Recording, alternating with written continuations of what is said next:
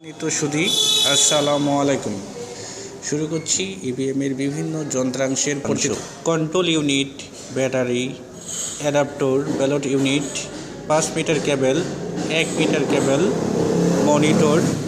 মনিটরের battery, HDMI cable, audit card, polling card, SD card ও thermal paper ব্যবহার করা হয়। কন্ট্রোল ইউনিট প্রতিটি ভোট কক্ষের জন্য একটি করে কন্ট্রোল ইউনিট সরবরাহ করা হয়ে থাকে।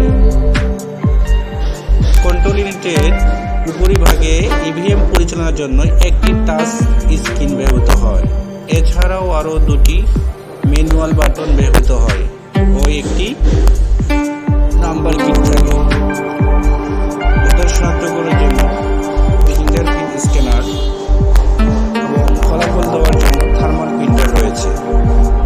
কন্ট্রোল ইউনিটের ডান পাশে চার্জ করার জন্য চার্জিং পোর্ট ও দুটি ব্যালট সংযোগ পোর্ট রয়েছে।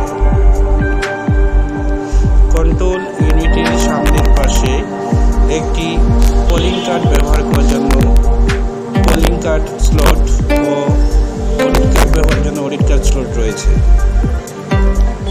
কন্ট্রোল ইউনিটের পিছনের অংশে একটি ব্যাটারি স্লট ও মনিটর সংযোগের জন্য HDMI পোর্ট রয়েছে। সহকারী প্রিজাইডিং অফিসার এই কন্ট্রোল ইউনিটের মাধ্যমে ভোট প্রদান করবেন।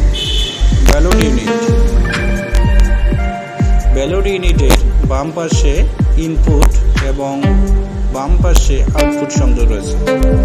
ব্যালট ইউনিটের উপরিভাগে একটি ডিসপ্লে ও প্রার্থী নির্বাচনের জন্য 10টি সাদা বোতাম, সবুজ বোতাম কনফার্ম করার জন্য, লাল বোতাম ক্যান্সেল করার জন্য 2টি বাটন রয়েছে।